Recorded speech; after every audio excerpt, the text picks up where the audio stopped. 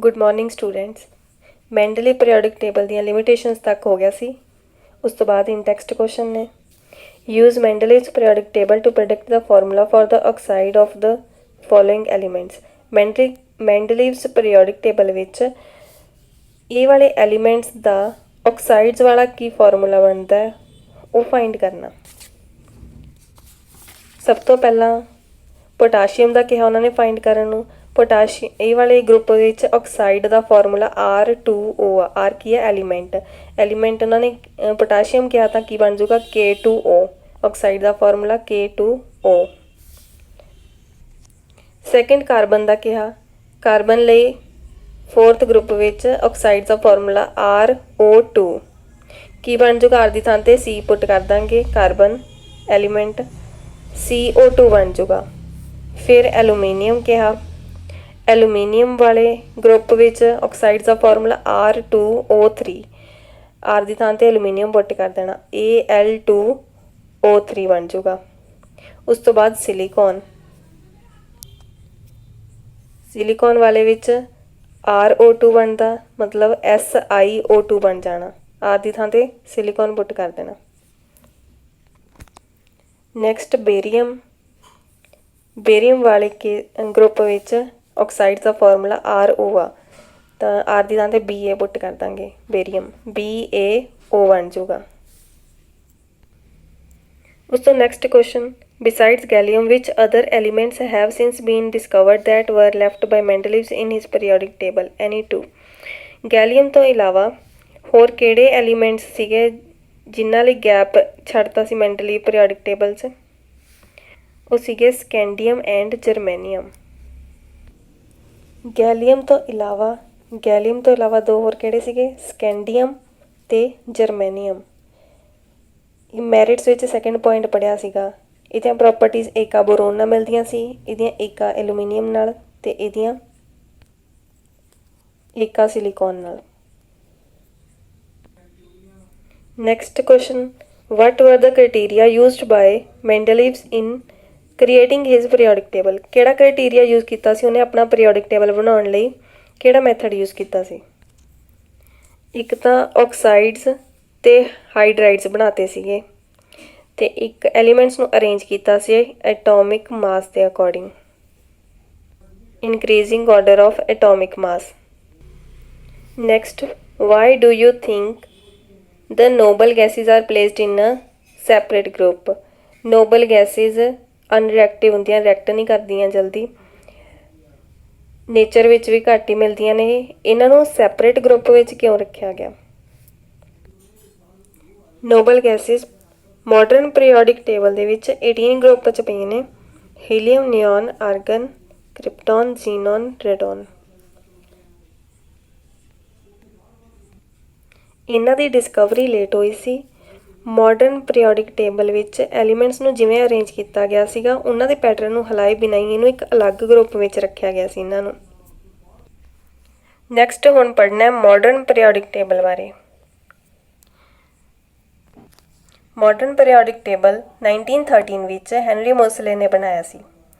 उन्हें की किया सी the properties of elements are periodic functions of their atomic numbers. ਇਹਦੇ ਵਿੱਚ ਕੀ ਆ ਜਿਹੜੇ ਐਲੀਮੈਂਟਸ ਦੇ ਪ੍ਰੋਪਰਟੀਜ਼ ਨੇ ਉਹ ਉਹਨਾਂ ਦੇ ਐਟੋਮਿਕ ਨੰਬਰ 'ਤੇ ਡਿਪੈਂਡ ਕਰਨਗੀਆਂ।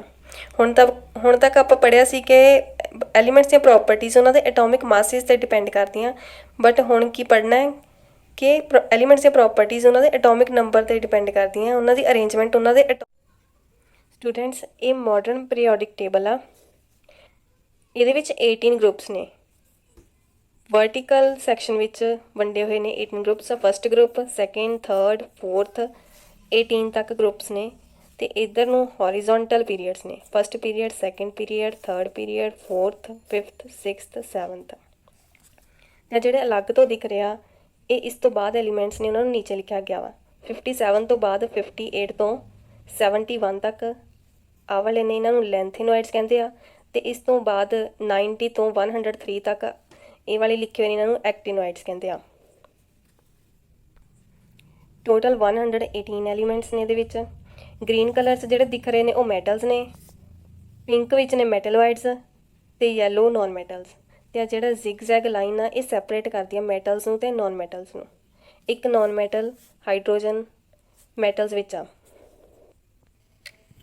ਫਸਟ ਪੀਰੀਅਡ ਦੇ ਵਿੱਚ ਦੋ ਐਲੀਮੈਂਟਸ ਨੇ, ਹਾਈਡਰੋਜਨ ਤੇ ਹੀਲੀਅਮ। ਸੈਕੰਡ ਪੀਰੀਅਡ ਦੇ ਵਿੱਚ lithium, beryllium, boron, carbon, nitrogen, oxygen, fluorine, neon. 8 elements ਨੇ। ਉਸ ਤੋਂ ਅਗਲੇ 'ਚ ਵੀ 8 ਐਲੀਮੈਂਟਸ ਨੇ। ਉਸ ਤੋਂ ਬਾਅਦ 18 ਨੇ, ਫਿਰ 18 ਨੇ ਐਲੀਮੈਂਟਸ। 6 ਪੀਰੀਅਡ ਵਿੱਚ 32 ਐਲੀਮੈਂਟਸ ਨੇ। ਉਸ ਤੋਂ ਬਾਅਦ 32 ਐਲੀਮੈਂਟਸ ਨੇ। ਇਹਨਾਂ ਵਿੱਚ ਆ ਵੀ ਕੰਸੀਡਰ ਕੀਤੇ ਹੋਏ ਨੇ ਕਿ 57 ਤੋਂ ਬਾਅਦ 58 ਤੋਂ 71, ਫਿਰ 72 ਤੋਂ ਸਟਾਰਟ ਕੀਤੇ ਆ। ਫਸਟ ਗਰੁੱਪ ਵਾਲਿਆਂ ਨੂੰ ਅਲਕਲੀ ਮੈਟਲਸ ਕਹਿੰਦੇ ਆ। ਲਿਥੀਅਮ ਤੋਂ ਫ੍ਰੈਂਸ਼ੀਅਮ ਤੱਕ ਅਲਕਲੀ ਮੈਟਲਸ। ਸੈਕੰਡ ਗਰੁੱਪ ਵਾਲਿਆਂ ਨੂੰ ਅਲਕੇਲਾਈਨ ਅਰਥ ਮੈਟਲਸ ਕਹਿੰਦੇ ਆ।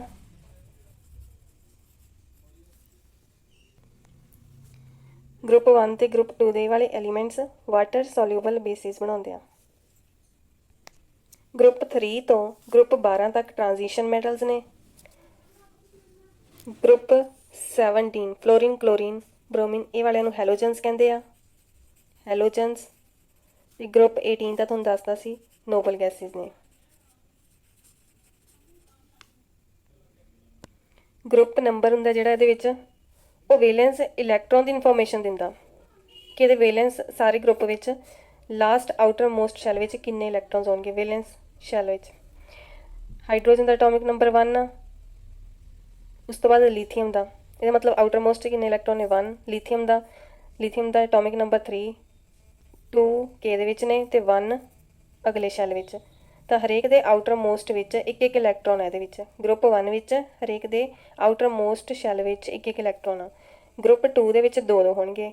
ਬੈਰੀਲੀਅਮ ਦਾ ਐਟੋਮਿਕ ਨੰਬਰ 4 ਆ, ਕੇ ਦੇ ਵਿੱਚ 2, ਅੱਗੇ ਐਲ ਦੇ ਵਿੱਚ 2 ਇਲੈਕਟ੍ਰੋਨਸ, 2 ਆਊਟਰ ਮੋਸਟ ਵਿੱਚ 2 ਇਲੈਕਟ੍ਰੋਨਸ ਨੇ। ਫਿਰ ਉਸ ਤੋਂ ਬਾਅਦ ਮੈਗਨੀਸ਼ੀਅਮ 12 ਐਟੋਮਿਕ ਨੰਬਰ ਆ ਪਹਿਲਾਂ ਕੇ ਦੇ ਵਿੱਚ, ਫਿਰ ਐਲ ਦੇ ਵਿੱਚ ਤੇ ਐਮ ਦੇ ਵਿੱਚ 2 ਇਲੈਕਟ੍ਰੋਨਸ। ਤਾਂ ਸਾਰਿਆਂ ਦੇ ਆਊਟਰ ਮੋਸਟ ਵਿੱਚ 2 ਇਲੈਕਟ੍ਰੋਨਸ ਹੋਣਗੇ।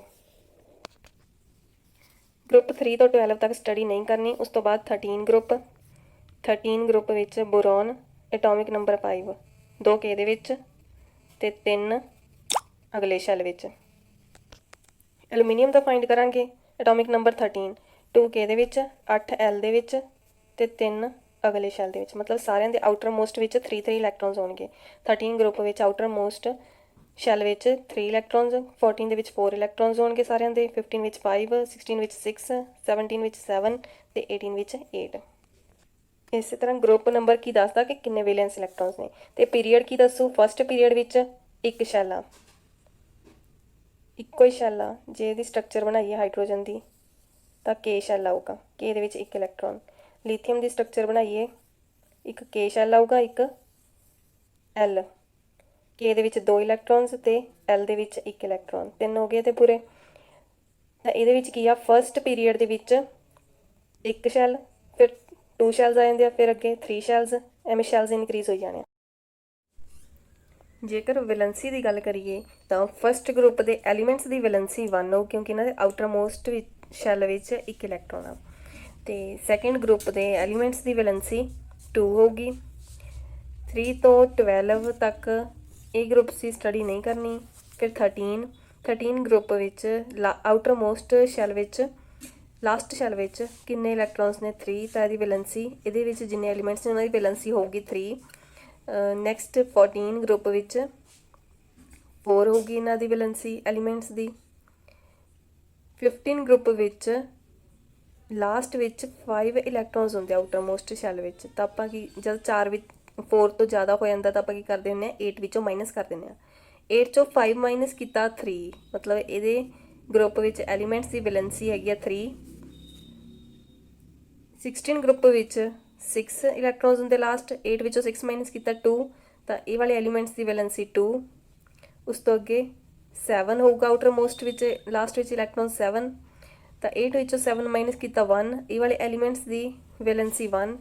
ਤੇ ਨੋਬਲ ਗੈਸਿਸ ਇਹ ਵਾਲੇ ਐਲੀਮੈਂਟਸ ਦੀ ਵੈਲੈਂਸੀ 0 ਹੁੰਦੀ ਕਿਉਂਕਿ ਇਹਨਾਂ ਦੇ ਆਊਟਰ ਮੋਸਟ ਸ਼ੈਲ ਫੁੱਲੀ ਫਿਲਡ ਹੁੰਦੇ ਨੇ, ਕੰਪਲੀਟ ਹੁੰਦੇ ਨੇ। ਇਹਦੇ ਵਿੱਚ ਇੱਕ ਕੁਐਸਚਨ ਆ ਜਾਂਦਾ ਐਟੋਮਿਕ ਸਾਈਜ਼ ਦਾ कि डाउन द ग्रुप ते along the period atomic size ते की इफैक्ट पैंदा, इनक्रीज़ हुंदा या डिक्रीज़ हुंदा।